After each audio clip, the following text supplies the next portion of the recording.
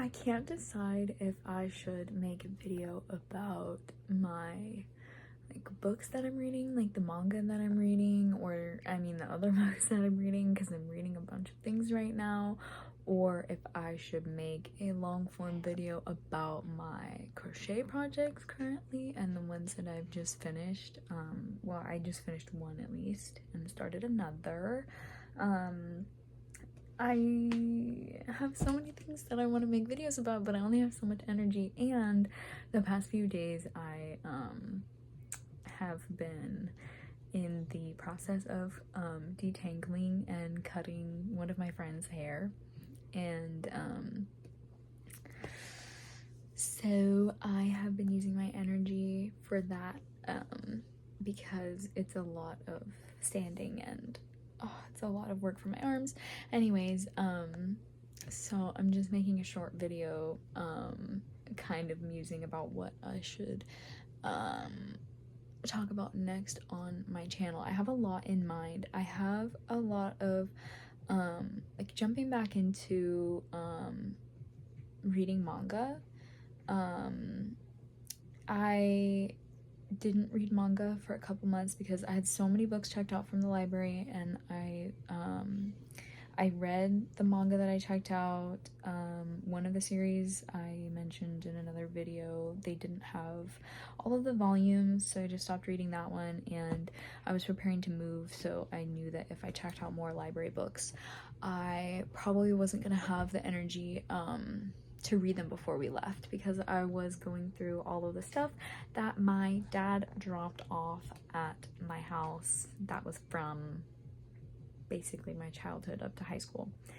So that was a lot of work, so I wasn't reading anything for a while, and for a couple months. And now that I am jumping back into manga, especially into reading so many manga at once, because before I was reading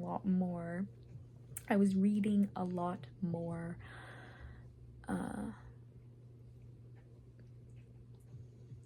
just text style books, and I'm noticing so many problems basically in manga that I've been like, the longer I've read manga, the more I've noticed, and the more I think it should be talked about. I don't think, I actually haven't noticed a lot of people talking about these problems in manga, like I mean, okay, can I say this on YouTube? Everyone censors it on TikTok, but there's a pedophilia problem with manga, and there's also a fat phobia problem. In a lot of manga there is homophobia and what's the word, transphobia and colorism.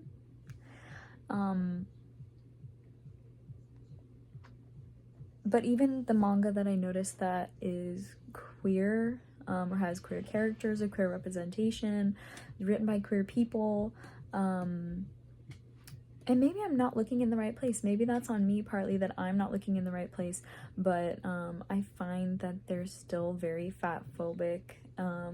They draw all of the characters like super skinny and with like very like elongated, like bony hands and bony features, and it's this like obsession with thinness that like needs to be addressed, definitely should be addressed. And especially the more you consume this content, is like, if you don't address and talk about like the problems with what you're consuming, then you're just consuming all of the problems like blindly as well. So I am thinking about making a video about the problems in manga, even though there's plenty of people who read way more manga than I have, but I've read enough to notice some patterns, some very concerning patterns. And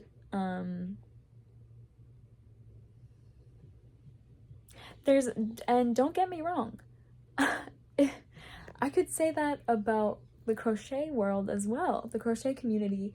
My other love that I wanted to talk about, because I've been focused on lately, also has a lot of fat phobia problems, like amigurumi dolls that are meant to look like humans or people, usually are made with like really skinny limbs, like almost always. And like whether it's like a little monster, a creature, a human, an anthropomorphized kind of being, and so that also needs to be, you know, discussed. And colorism in crochet. I mean, not then I would have to not have to, but I would want to explore how colorism affects creators in the crochet world and people who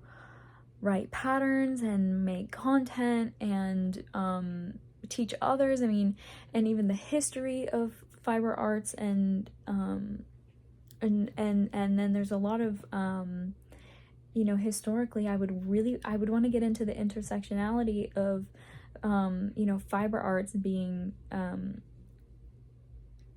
overlooked and belittled because they're historically a woman's craft or just role or job. I mean, originally in the past it was just like expected, but especially anyways, I would want to get into all of that as well. But I could talk about the problems with both. I think I feel more comfortable talking about the problems with manga because just reading some manga that I know is pretty popular because a lot of other people talk about it. It's pretty known, like especially like Fruits Basket. That was my like inaugural manga, like the first manga series that I read, and that's the only series that I have. I own the copies of it because my mom got like secondhand copies of every volume for me, like off of, I don't know, eBay or something when I was in middle school, after I had read the whole thing because I was so in love with it and I really liked rereading it, and I always had to grab them from like different library locations and stuff. But I mean, there's problems with Fruits Basket. There were some things that I was aware of when I originally read it that I thought like, whoa, like that's kind of weird, or that's kind of creepy, or like, is it normal for me to like at my age to consume like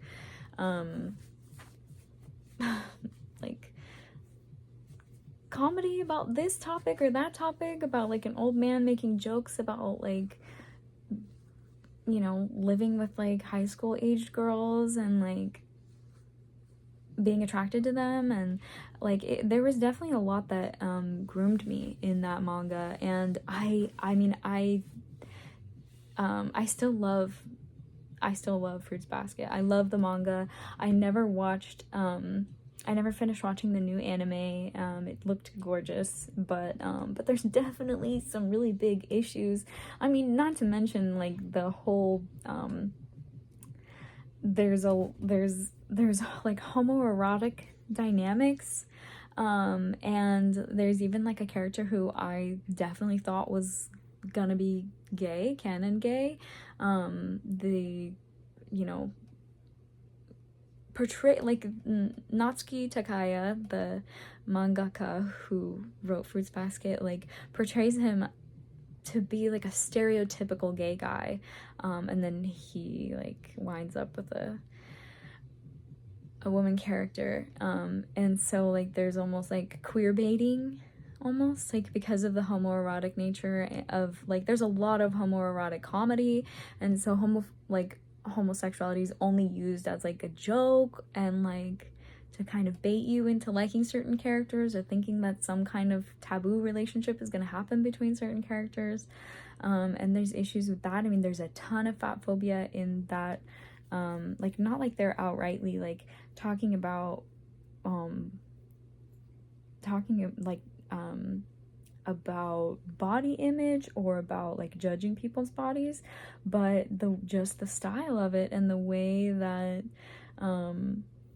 that the characters are drawn to be so thin and bony, like all of them, and especially the characters that other characters deem as like beautiful and desirable, and it's like so, you know, attractive. So so there's a lot to talk about with both, and I can't decide. And I also just have had the energy lately to be doing short videos and posting a lot of short videos, both here and on TikTok.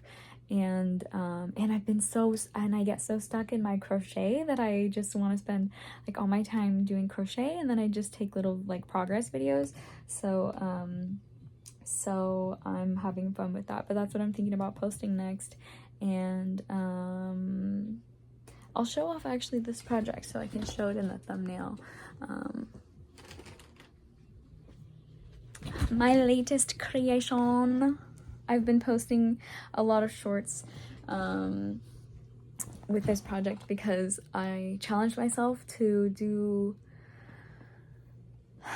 make kind of without a plan, just because I really I wanted to challenge my OCD and make like different limbs for this amigurumi, and then I wanted to keep adding like different things, because then I just had new ideas of like, oh, like what if I gave this amigurumi fins, like what if they had fins, and then oh, like now that I gave them fins, how can I make them look more like aquatic, like. So anyways, yeah, and I was like, I redid the hair a couple times, like started the hair a couple times because I couldn't decide like how long I wanted it, and then I was like, no, I want it like really long going down the back, and the lighting is not great, but you can see, and I gave them gills and stuff. Here's their fins. Yeah, I'm really happy with this project. The one thing I didn't really think about is that I can't exactly crochet a shirt with sleeves or like straps or like to go over these hands, so maybe they're just topless. There's a heart there too. And I'm glad, like I really like that I could make this a pretty genderless character, almost non-binary. Yeah, so that's what's coming next on my channel, and that's what's on my mind. And manga has a lot of problems with it, and I should talk about that more, because I haven't seen a lot of people talk about it. Maybe I'm not searching out that content enough of people critically talking about the problems with like manga that have like continued into modern manga. Like the one that I'm in the middle of reading, the summer that Hikaru died, there's fat phobia. I think there's an unnecessary scene that's like a little bit uncomfortable of a middle school age girl in the bath that I just kind of think is unnecessary. And I think knowing the context of manga and how much it panders toward pedophilic readers, I just don't. I'm really enjoying these mangas. I really value them. I respect them. I want to talk about their value as well, but I haven't seen a lot of people talking about their problems. So I want to take notes and have organized thoughts so I can talk about it and verbalize it well. Yeah.